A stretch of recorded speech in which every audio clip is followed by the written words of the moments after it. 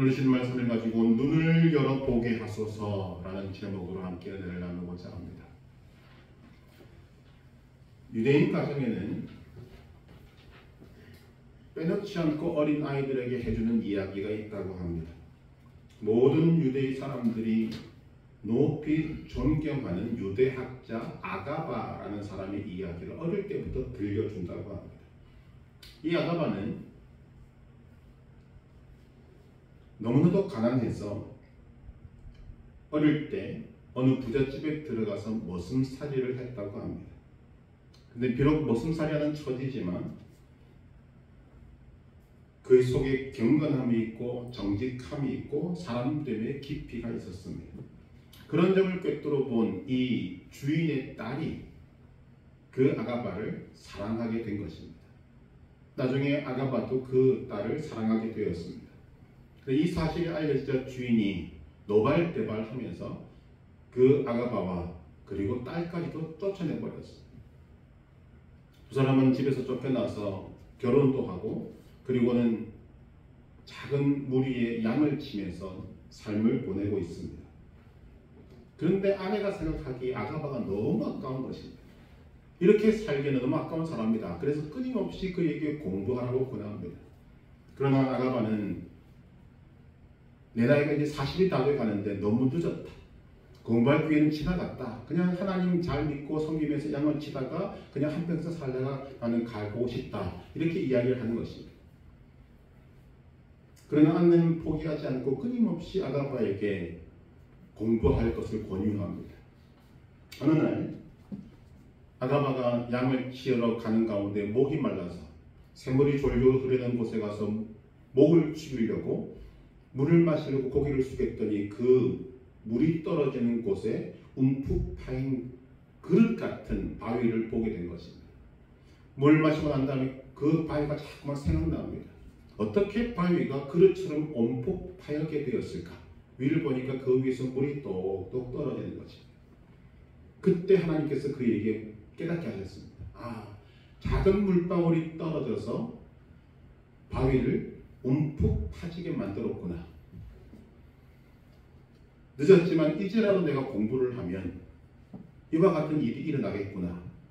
그래서 그때부터 열심히 공부해서 드디어 온 민족이 높이 존경하는 유대학자 아가바가 되었다는 이야기입니다. 인간은 자기가 당하는 사건을 어떻게 받아들이는가에 따라서 인생의 향방이 바뀐다고 합니다. 어떤 사건이냐가 중요한 것이 아니라 그 사건을 내가 어떻게 맞아들이는가, 어떤 자세로 받는가, 여기에 중요성이 있다는 것입니다. 사람이 어떤 사건을 받아들이는 모습은 세 부류로 나누어진다고 합니다. 첫째는 포기하는 인생이 있습니다. 어떤 일을 만나든지 쉽게 포기합니다. 끝났다, 소용없다, 노력해도 소용없다, 아무것도 안 된다. 그렇게 포기하고 나면 남는 것은 방탕하고 타락하고 자포자기하게 인생을 마무리 짓는 것밖에 남지 않습니다. 포기하는 인생이 있습니다. 두 번째, 운명으로 받아들이는 인생이 있습니다. 무슨 일이든지 만나면 이건 운명이다. 그것을 타개해 나가려고 생각하지도 않고 어떻게 해보려고 노력하지도 않고 그냥 다 수용하고 받아들이는 것입니다. 어찌 보면 참 좋은 것 같습니다만 여기에 따라서 그 인생이 완전히 달라지는 것 우리는 보게 되는 것입니다. 세 번째 부류는 어떤 부류인가 하면 바른 자세로 그 사건을 받아들이는 인생이 있습니다. 어떤 사건이든지 그 사건을 바른 자세로 받아들이는데 그 바른 자세가 무엇인가? 세 가지가 있습니다. 첫째는 모든 것을 당연하게 여긴다는 것입니다. 우리는 인생을 살아가는 가운데 많은 일들을 만납니다. 그러나 확실한 것은 어떤 사건이든지 특별할 것이 없다는 것입니다. 있을 수 없는 일이 내게 일어나는 것이 아니라 있을 수 있는 일이 내게 일어나는 것입니다. 그렇게 받아들이는 것입니다. 예를 들면 사람은 병들게 되어 있습니다. 이 세상에 태어나서 죽을 때까지 한 번도 병들지 않고 사는 사람 없습니다. 그러니까 병에 걸렸다고 해서 천지가 무너졌다 생각하고 죽겠다 포기하는 인생이 되어서는 안 된다는 것입니다. 죽는 것도 마찬가지고 우리나라 같이 지금 좁은 도로에 차가 많은 상황 속에서 차 사고를 생각해 보면 그런 것입니다. 차 사고 일어났습니다. 그것은 있을 수 없는 일이 일어나는 것이 아니라 있을 수 있는 일이 일어나게 된 것입니다. 그러니까 결국 무슨 말인가 하면 그것에 대해서 우리가 열내고 인생 끝났다 포기하고 그렇게 살아갈 이유가 아니라는 거죠. 당연하게 받아들이는 것, 우리가 조금만 생각하면 알 수 있습니다만, 그러나 그렇게 되기 위해서는 생각의 전환이 필요합니다. 어떤 생각의 전환이 필요한가 하면 어떤 이런 일들을 만나면 사람들은 이렇게 생각합니다. 왜 하필이면 나냐? 왜 하고 많은 사람들 중에 다른 사람도 다 있는데 왜 나에게 이런 일이 일어나느냐라고 생각한다는 것입니다. 그러나 실제는 무엇인가 하면 왜 나냐가 아니라 나도 라는 것입니다. 나도. 다른 사람들에게 있을 수 있는 일이고 나에게도 일어날 수 있는 일인데 그 일이 이제 나에게 일어나게 된 것이다. 그렇게 받아들이는 것 굉장히 중요한 것입니다. 그러니까 결국 나에게 일어나는 모든 일들은 다 일어나는 일들이고 일어날 수 있는 일이고 그것이 하필이면 나가 아니라 나에게도 일어난 일이다 라고 여기는 것이 바른 자세라는 것입니다. 두 번째 바른 자세는 그 속에 의미가 있음을 알아야 한다고 말합니다. 있을 일이 일어나는 것은 당연한 것이지만 뜻 없는 사건은 없다. 의미 없는 사건은 없다는 것입니다. 반드시 뜻이 있다. 그것을 찾아내야 하는 것입니다. 어떤 사건이든지 그 사건의 의미를 찾아야 합니다. 이것이 과연 무엇을 의미하는 것인가? 감사한 것은 하나님의 사람들에게는 어떤 일을 만나면 우리가 하나님께 집중하면 하나님을 향해서 귀를 열면 하나님께서는 반드시 그 사건에 대한 의미를 알게 하신다는 것입니다. 하나님께서 말씀하신다는 것입니다. 여러분이 주일날 말씀을 들을 때 그 말씀을 그냥 듣고 오늘 말씀 잘 들었다 끝내는 것이 아니라 그 말씀을 계속 마음에 담고 있고 들었던 말씀들을 여러분들이 시간을 내어서 자꾸 묵상하고 있으면 하나님께서 그 말씀 속에서 여러분들에게 말씀을 주십니다. 말씀하시는 하나님이십니다. 말씀하고 싶어서 견딜 수 없어 하시는 하나님이십니다. 그런데 어떤 사건을 만난 하나님의 자녀에게 하나님이 말씀하시지 않겠습니까? 말씀하신다는 거죠.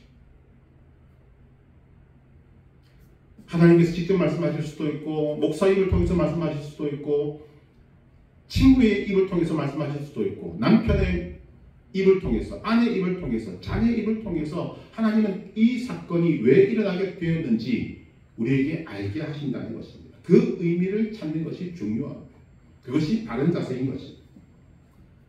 마지막 세 번째 바른 자세가 무엇인가 하면 해석을 내릴 수 있어야 됩니다.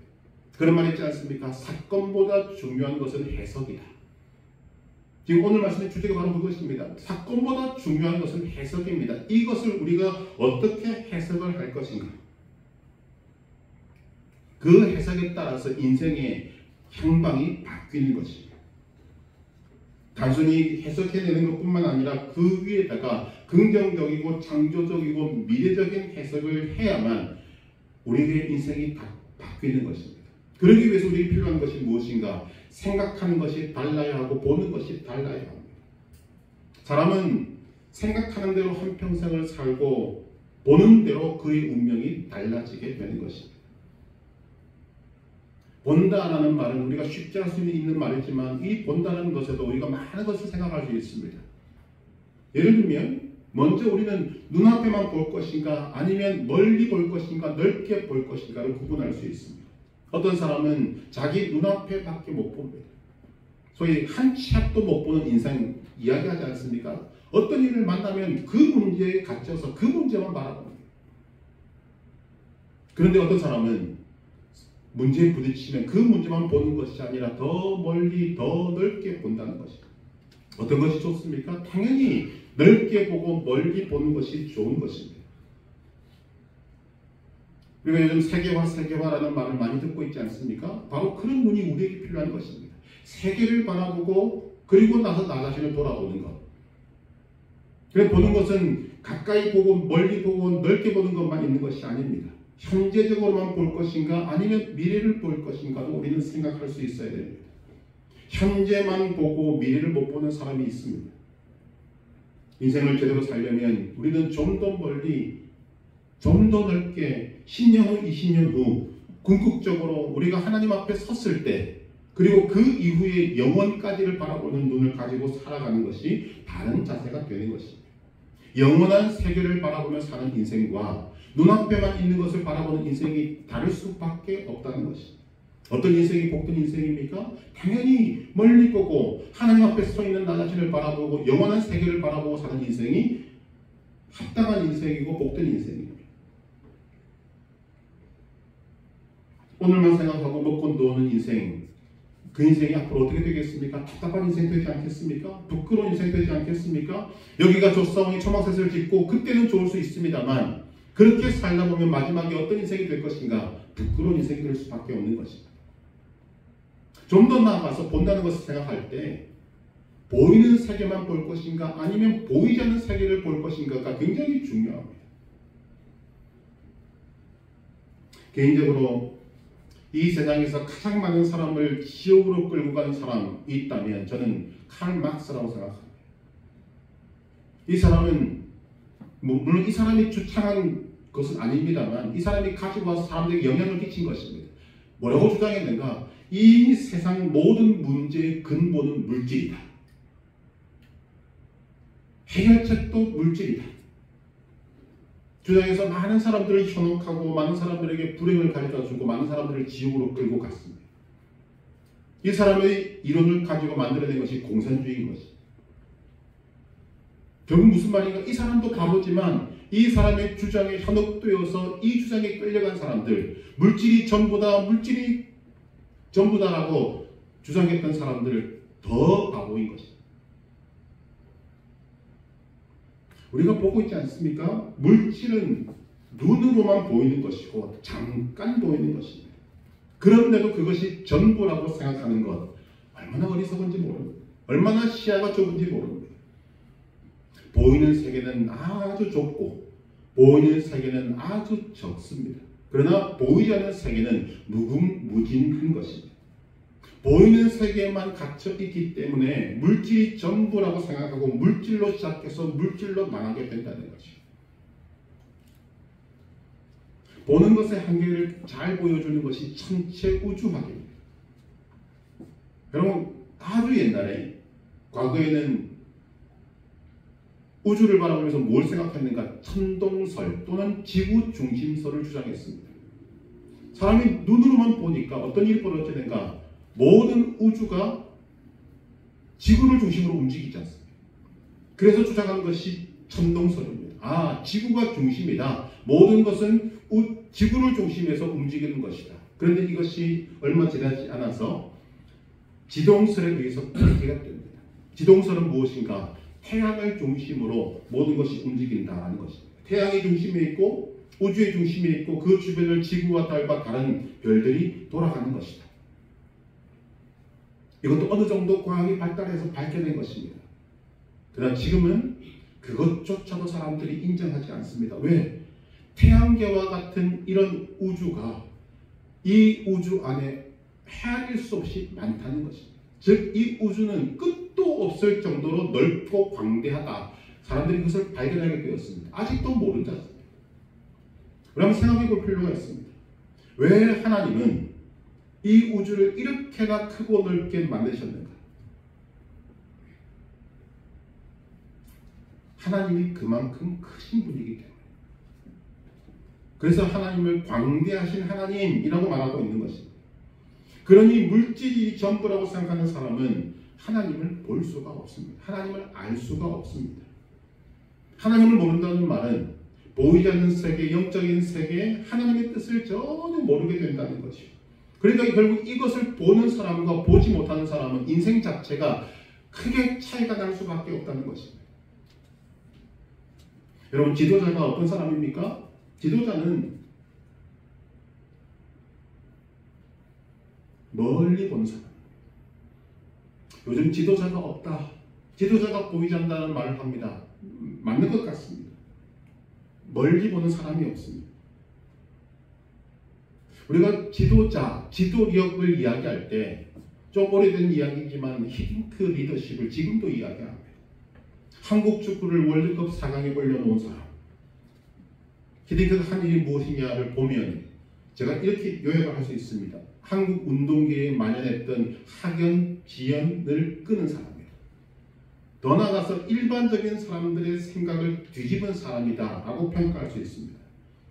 히딩크가 오기까지 한국 운동계는 어떻게 생각했는가? 한국 축구는 체력은 좋다. 그런데 전술 전략이 부족하다라고 평가했습니다. 그런데 히딩크가 오자마자 뭐라고 이야기했는가? 한국 축구 전술 전략 부족하지 않다. 부족한 것은 체력이다. 그래서 체력 훈련을 중점적으로 시켰습니다. 중간중간 시합을 하면 어이없는 점수로 집니다. 지지 않아야 될 나라들에게 집니다. 많은 욕을 먹습니다. 비난을 받습니다. 저렇게 생각하면 안 되는데. 그러나 히딩크는 꿋꿋하게 체력 훈련을 해나갑니다. 월드컵이 열리자 히딩크의 안목이 옳았음이 증명되었습니다. 체력을 올린 것이 승리의 비결이 된 것입니다. 연장까지 가는 시합에서 체력으로 이겨냈습니다. 그 결과 월드컵 4강이 오르게 된 것입니다. 그때 대한민국에 울려 퍼졌던 구호가 뭐였습니까? 꿈은 이루어진다. 근데 그 꿈을 누가 만들었습니까? 히딩크라는 사람이 만들었습니다. 꿈은 가까운 데를 보는 것이 아닙니다. 멀리를 보는 것입니다. 지도자는 이런 사람입니다. 멀리 보는 사람. 그리고 지도자는 이끄는 사람입니다. 끌려다니는 사람이 아니라 끌고 가는 사람입니다. 멀리 바라보는 안목을 가지고 사람들을 인도하고 일반 사람들이 듣지 못하는 것을 듣고 일반 사람들이 보지 못하는 세계를 바라보고 목표, 약속의 땅을 향하여 인도하는 자가 지도자인 것입니다. 정치가로 유명했던 윈스턴 처칠은 이런 말을 했습니다. 아무리 적어도 2년 후에 지지받을 생각을 하라. 당장에 지지받는 사람은 지도자가 아니다.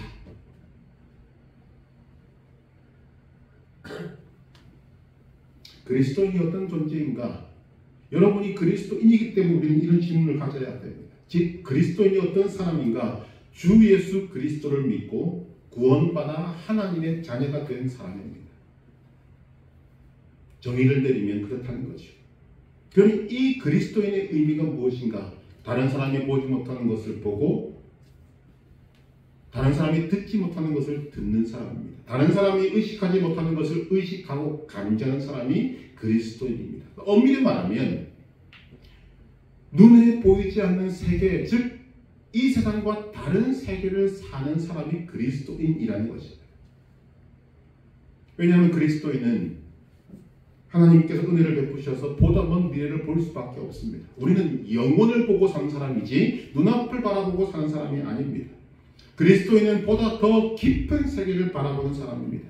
그리스도인은 보다 더 높고 신령한 세계를 보고 있는 사람입니다. 믿음의 눈을 가지고 크고 놀라운 세계를 보고 사는 사람. 그렇기 때문에 그런 세계를 보고 있고 그런 세계에 살고 있기 때문에 늘 평안하고 늘 여유가 있고 감사와 기쁨이 넘치는 사람이 그리스도인이다 라고 정의를 내릴 수가 있는 것입니다. 아우구스티누스는 이렇게 말합니다. 믿음은 보지 못하는 것들을 믿는다. 그 결과로 믿는 바를 보게 된다.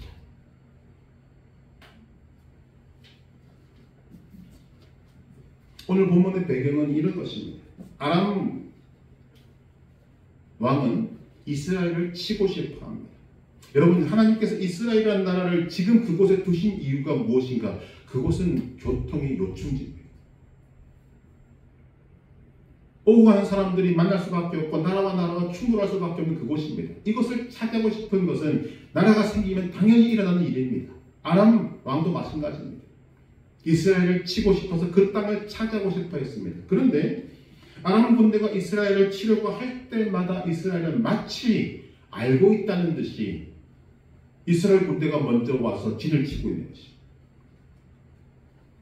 이쪽으로 가려고 계획을 세우면 이쪽이 먼저 와 있고 저쪽으로 치려고 저쪽이 먼저 와 있는 것입니다. 아람 왕이 화가 날 수밖에 없습니다. 이유가 무엇인가? 이스라엘에 엘리사라는 선지자가 있어서 아람 왕이 그런 계획을 세우면 이스라엘 왕에게 미리 알려줍니다. 그것이 열왕기하 6장 1절부터 나오는 내용입니다. 마치 작전 계획을 세우는 아람 왕의 그 비밀한 곳에 엘리사가 와 있는 것처럼 그 내용을 고스란히 이스라엘 왕에게 다 알려주는 것입니다. 어찌할 방법이 없는 거죠. 그래서 화가 난 아람 왕이 아람 군대를 보내서 지금 엘리사를 죽이려고 군대를 보낸 것입니다. 얼마나 많은 군대를 보냈는지 이 엘리사가 거하고 있는 도단 성을 에워쌉니다. 아침에 사환이 밖으로 나가보니까 많은 군대가 말과 병거로 성읍을 포위하고 있었습니다. 깜짝 놀란 사환은 두려워하면서 엘리사에게 말합니다. 주여, 우리가 어찌하리까? 두려움에 떨면서 이야기합니다. 그때 엘리사는 두려워하지도 않고 흔들리지도 않고 이렇게 말합니다. 두려워하지 말라.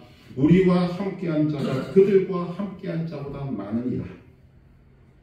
그럼에도 불구하고 사환이 두려워하니까 엘리사가 하나님께 기도합니다. 여호와여, 원하건대 그의 눈을 열어서 보게 하옵소서.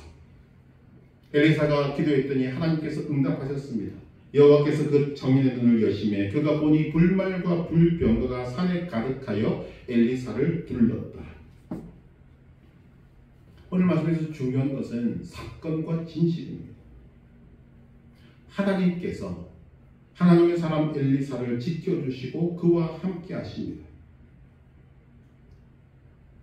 엄밀히 말하면 하나님께서는 엘리사와 함께 계속해 오셨습니다. 문제는 엘리사가 하나님의 함께 하심을 믿느냐 안 믿느냐 하는 것입니다. 또 이 사환이 함께 하시는 하나님을 보느냐 보지 못하느냐가 문제인 것입니다. 눈을 떠서 하나님의 함께 하심을 보면 두려워할 이유도 없고 걱정할 이유도 없고 아무 문제가 없습니다. 그런데 못 보니까 벌벌 떠는 것입니다. 확연하게 대비되고 있지 않습니까? 하나님께서 자기와 함께 하심을 보고 알고 믿고 확신하는 엘리사. 그래서 전혀 두려워하지 않고 평화가 넘치는 엘리사. 그러나 하나님께서 함께 하심을 믿지 못하는, 보지 못하는 이 사환의 모습, 두려워 벌벌 떨고 있는 모습, 확연하게 대비되는 것입니다. 이것이 오늘 우리가 보아야 될 현실입니다. 자기를 보호하시는 하나님의 군대를 보고 아람 군대를 보는 사람은 두려워할 이유가 1도 없습니다. 그러나 하나님의 군대를 보지 못하고 아람 군대만 보는 사람은 두려워 떨 수밖에 없다는 것입니다. 그래서 엘리사가 두려워 떠는 사환을 위하여서 하나님께 기도합니다. 여호와여, 원하건대 그의 눈을 열어서 보게 하옵소서. 아람 군대보다 우리를 보호하는 군사가 더 많고 더 강함을 보게 하여 주옵소서.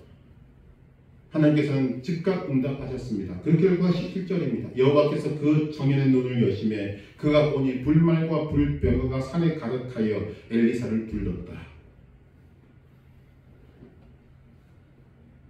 여러분, 오늘 이것이 여러분들의 믿음을, 여러분들의 삶을 결정짓는 열쇠가 되는 것입니다. 눈을 열어 본 사람과 눈을 열어 보지 못하는 사람의 차이라는 것입니다.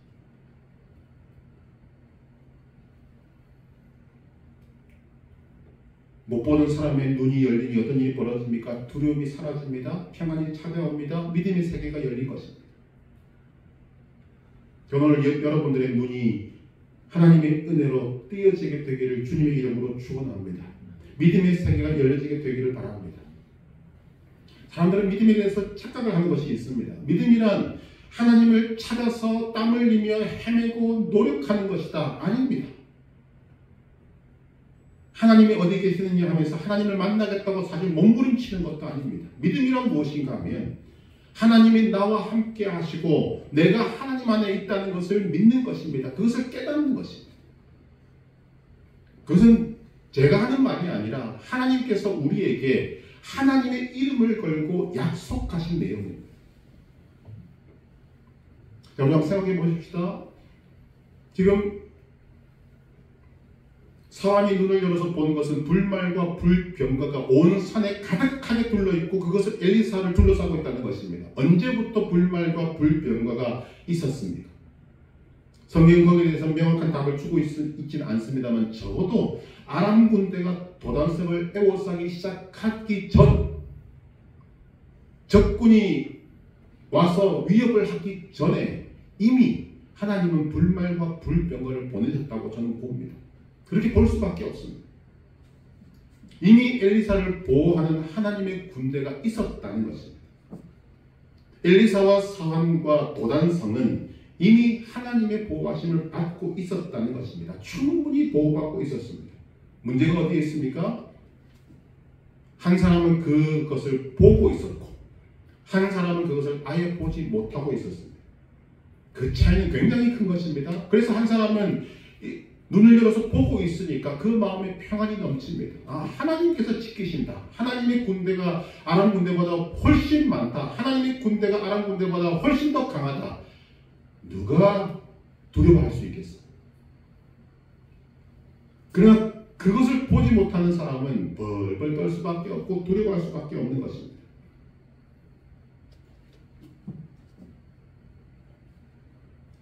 오늘 이 모습은 오늘 그리스도인인 저와 여러분들을 향한 하나님의 메시지인 것입니다. 여러분 지금 우리의 환경이 사실 두려움을 일으킬 만한 환경이 되고 있습니다. 개인적으로도 그렇고 나라적으로도 그렇고 지금 혼란과 어두움의 세력들이 몰려오고 있습니다. 아니 이미 우리는 그 속에 들어와 있습니다. 두려움을 불러일으키고 걱정과 신념이 어떻게 될 것인가 어떻게 살 것인가. 그러나 그 속에서 내가 누구인가를 아는 것은 굉장히 중요합니다. 우리가 매번마다 서머나교회 기도라고 드리는 그 기도의 내용은 하나님을 알자라는 것입니다. 하나님을 알고 나를 알면 오늘 우리에게도 어떤 상황이 오든지 평안할 수 있고 여유를 가질 수 있고 감사와 기쁨으로 살아갈 수가 있는 것입니다. 우리는 하나님의 뜻을 알아야 합니다. 예수님께서 이 땅에 오신 목적이 무엇이라고 말씀드립니까? 우리와 함께 하시기 위해서 오셨습니다. 그래서 임마누엘 하나님이십니다. 십자가 부활 후에 하늘로 승천하시면서 예수님은 이 약속의 말씀도 주십니다. 마태복음 28장 20절 볼지어다 내가 세상 끝날까지 너희와 항상 함께 있으리라. 믿으십니까? 예수님께서 하신 말씀입니다. 볼지어다 내가 세상 끝날까지 너희와 예수 믿는 너희와 항상 함께 할 것이다. 그것뿐만 아닙니다. 우리와 함께 하시기 위해서 예수님은 성령 하나님을 이 땅에 보내셨습니다. 이렇게 말씀하시지 않습니까? 요한복음 16장 7절 그러나 내가 너희에게 실상을 말하노니 내가 떠나가는 것이 너희에게 유익이라. 우리는 예수님을 붙잡고 싶어 합니다. 그러나 아닙니다. 예수님은 우리의 유익을 위해서 떠나가셔야만 합니다. 왜? 예수님이 이 땅에 육신으로 오셔서 지역에 매이시고 육체에 매이셨습니다. 그러나 예수님이 떠나가시면 보내실 성령 하나님은 어떤 것에도 구애받지 않는 우리와 영원히 함께 하실 수 있는 하나님이 되시는 것입니다. 그래서 예수님이 하시는 말씀입니다. 내가 너에게 떠나가는 것이 유익이라. 내가 떠나가지 아니하면 보혜사가 너희에게로 오시지 아니할 것이요 가면 내가 그를 너희에게로 보내리니. 하나님께서 우리와 함께 하시고 내가 하나님 안에 있음을 깨닫고 믿는 것에 믿음의 본질이 있는 것입니다. 우리가 예수님을 하나님을 믿습니다라고 할 때 그 믿음 속에는 이것이 들어있어야 됩니다. 하나님이 나와 함께 하시는구나. 내가 하나님 안에 있구나. 하나님께서 여러분과 함께 하십니다. 하나님께서 여러분을 눈동자와 같이 지키십니다. 본문에서와 같이 불말과 불병거, 즉 하나님의 군대를 동원하여 여러분을 지키십니다. 믿으시기 바랍니다. 그런데 하나님께서 함께 하심에도 불구하고 우리가 힘든 문제에 부딪히고 어려운 사건에 부딪히고 하면 그럼 어떻게 해야 하는가 말씀드렸습니다. 바른 자세로 그 사건을 대해야 합니다. 하나님께서 함께 하심에도 불구하고 우리를 눈동자와 같이 지키심에도 불구하고 이런 일들을 내가 만났다면 세 가지 것을 찾아야 됩니다. 첫째, 여러분 있을 수 있는 일이 일어났다고 여겨야 합니다. 두 번째, 그것의 의미를 찾아야 합니다. 하나님의 음성에 귀를 기울여야 됩니다. 더 집중해서 하나님 앞에 엎드리고 기도하고 하나님 이 사건을 통해서 내가 깨달아야 할 것이 무엇인지 알게 하여 주옵소서. 그때 주님은 알게 하시는 것입니다. 세 번째, 바른 해석을 내려야 합니다. 한 가지 분명한 것이 있습니다. 결론이 항상 이런 것으로 나가는 것이 좋은 것인데 이 일은 나를 망하게 하는 것이 아니다. 나를 골탕 먹이려고 하는 것도 아니고 나를 괴롭게 하려고 하는 것도 아니다. 이 일은 하나님께서 나의 부족함을 채우고 그리스도의 장성한 분량까지 성장시키기 위한 하나님의 훈련 방법이다. 모든 것에 통용되는 결론일 것입니다. 이러한 해석이 내려지면 이기는 것입니다. 왜 나에게만 이렇게 힘든 일을 시키십니까? 하나님 그런 하나님 아니시라는 거죠. 왜 나만 그렇게 말하는 것은 믿음이 없다는 것입니다. 말씀드렸죠? 왜 나만이 아니라 나도 그런 일을 당할 수 있는 겁니다. 요한복음 16장 33절 예수님 말씀하십니다. 이것을 너희에게 이르는 것은 너희로 내 안에서 평안을 누리게 하려 함이라. 세상에서는 너희가 환난을 당하나 담대하라. 내가 세상을 이기었노라. 해석하면 이런 것입니다. 세상에서는 너희가 필연적으로 환난을 당한다. 필연적입니다. 아무도 피할 수 없습니다. 필연적으로 환난을 당합니다. 그러나 너희는 평안을 누려라. 이유는 내가 세상을 이겼기 때문이다. 이 말이 갖고 있는 의미가 뭡니까? 내가 세상을 이겼는데 그 세상을 이긴 내가 너희와 함께 있다. 그러니 평안하라는 것입니다. 이것을 믿는 사람이 이기는 사람.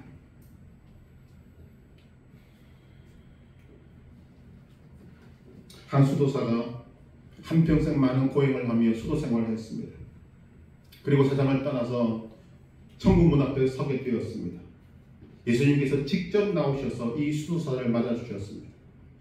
주님이 직접 영접해 주시는 것이 너무도 감사해서 주님을 바라볼 때 이 수도사의 눈앞에 자기가 걸어왔던 한평생의 인생이 그냥 그림같이 지나가는 것입니다. 세상에 태어난부터 죽을 때까지 한평생의 인생이 파노라마처럼 지나갔습니다. 그때 그는 이상한 것을 발견하게 되었습니다. 자기는 결혼한 적도 없고 홀로 고행하며 수도 생활을 했는데 자기 인생길을 바라보니까 두 사람의 발자국이 찍혀있는 것입니다. 예수님께 물었습니다. 저는 가족도 없고 결혼도 하지 않고 혼자 살아왔는데 어째서 인생의 발자국은 두 사람입니까? 예수님이 말씀하십니다. 내가 항상 너와 함께했다. 그래서 좀 더 자세히 바라보니까 두 사람의 발자국이 있다가 한 사람의 발자국으로 바뀌는 것을 보게 됩니다. 그때를 가만히 들여다보니 자기가 힘들고 어려울 때였습니다. 그래서 예수님께 묻습니다. 저 때는 제가 굉장히 힘들 때인데 왜 발자국이 하나밖에 없습니까? 그때 예수님께서 말씀하십니다. 너가 너무 힘들어해서 내가 너를 업고 지나갔다. 여러분이 예수님을 믿는다면 여러분은 이 세상을 혼자 살아가는 것이 아닙니다. 이미 혼자가 아니라는 것입니다. 여러분은 결코 혼자가 아닙니다. 여러분의 힘과 능력만으로 오늘까지 살아온 것이 아니라는 말씀입니다. 앞으로도 혼자 살아가는 것이 아님을 여러분들이 아셔야 합니다. 우리가 하나님을 바라보고 십자가를 바라보면 그 십자가 안에 여러분의 과거가 있고 여러분의 현재가 있고 사실 여러분의 미래가 있습니다. 하나님의 은혜로 주 예수 그리스도를 믿는 순간에 하나님께서는 여러분과 함께 하십니다. 그리고 결코 떠나지 않습니다. 여러분이 죄를 지어도 떠나지 않습니다. 문제는 그것을 내가 믿느냐 하는 것입니다. 내가 그것을 인지하고 있느냐 하는 것입니다. 엘리사의 기도가 여러분의 기도가 되기를 바랍니다. 나의 눈을 열어 하나님의 사랑을 알게 하옵소서.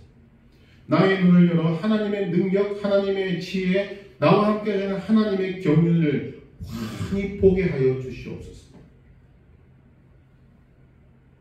더 나아가서는 엘리사가 사환을 위해서 했던 기도가 여러분들에게 있기를 바랍니다. 주님, 내 남편의 눈을 열어 주옵소서. 내 아내의 눈을 열어 주옵소서. 내 자녀들의 눈을 열어 주옵소서. 친척들, 친구들의 눈을 열어 주시옵소서. 하나님, 저들의 눈을 열어 하나님께서 그와 함께 하심을 알게 하옵소서. 부디 눈을 열어 주시옵소서. 오늘 엘리사의 기도를 들으시고 사관의 눈을 열어주신 하나님께서 여러분의 기도를 들으시고 응답해 주실 줄로 믿습니다. 이것이 우리 인생입니다. 어느 어머니가 어린아이의 손을 잡고 오랜만에 백화점 구경을 하러 갔습니다. 오랜만에 와서 그런지 신이 났습니다. 화려한 시설과 장식과 질비한 물건들을 바라보면서 어머니는 신이 났습니다. 이것 보고 저것 보고 하면서 즐거워합니다. 그리고 아이에게 말합니다. 야, 이것 좀 봐라. 얼마나 좋냐, 얼마나 아름답냐. 근데 이 아이는 즐거워하는 어머니와는 달리 징징댑니다. 즐거워하는 어머니와는 정반대로 아이는 계속 징징대면서 웁니다. 어머니가 답답해서 그럽니다. 야, 왜 그러냐. 화려하고 이쁘고 좋은 거 보고 있는데 왜 그렇게 징징대냐. 그때 이 아이가 하는 말이 어머니의 뒤통수를 때립니다. 어머니, 내 눈에는 사람들 엉덩이밖에 안 보입니다. 즐거워할 수가 없는 거죠. 아름답고 화려하고 좋은 것들이 눈에 보이지 않고 사람들 엉덩이밖에 안 보이는데 거기서 무슨 즐거움이 있냐는 것입니다. 오늘 우리 인생에 왜 걱정, 의심, 염려가 많고 왜 짜증이 많고 왜 징징대는 것이 많습니까? 보지 못하기 때문에. 하나님이 우리를 위해서 만들어 놓으신 그 아름다운 세계를 보는 눈이 없기 때문에, 눈이 열리지 않았기 때문에 우리는 징징대고 있는 것입니다. 상한처럼 두려워 떨고 있는 것입니다.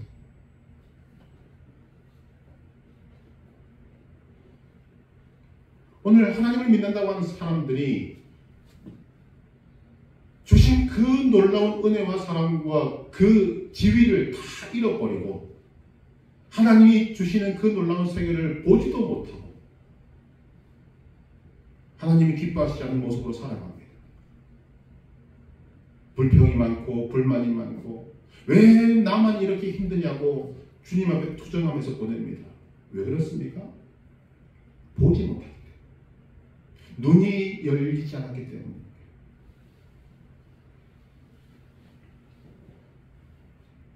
눈을 열어 세상을 넓게 보고 멀리 보고 눈에 보이는 세계만이 아니라 눈에 보이지 않는 세계를 여러분 바라보게 되기를 바랍니다. 광대하신 하나님께서 창조하신 그 믿음의 놀라운 세계를 여러분들이 볼 수 있게 되기를 바랍니다. 주님의 세계를 바라보며 오늘을 살아가게 되기를 바랍니다. 눈을 열어서 보면, 좀 더 깊이 있게 말씀드리면 그 세계를 믿으면 우리는 징징댈 이유가 없는 것입니다. 두려워할 이유가 없는 것입니다. 감사와 기쁨과 승리의 삶이 바로 여러분의 것이 되는 것입니다. 믿음의 눈이 열리면 두려움은 여러분의 것이 아닙니다. 걱정, 의심, 염려는 여러분의 것이 아닙니다. 평안이 여러분의 것입니다. 삶의 여유가 여러분의 것입니다. 하나님의 은혜로 여러분의 믿음의 눈이 열리기를 간절히 바랍니다. 하나님의 은혜로 믿음의 세계를 보게 되기를 바랍니다. 불말과 불병거로 엘리사뿐만 아니라 여러분을 지키시는 하나님을 보게 되기를 바랍니다. 거기에 평안이 있고 거기에 여유가 있고 거기에 자유가 있는 것입니다. 믿음의 눈이 열려 걱정, 의심, 염려, 두려움을 떨쳐버리고 감사와 기쁨과 평안과 승리의 삶이 여러분에게 있기를 주님의 이름으로 축복합니다. 우리 주신 말씀 기억하며 함께 찬송하고 기도하기를 원합니다.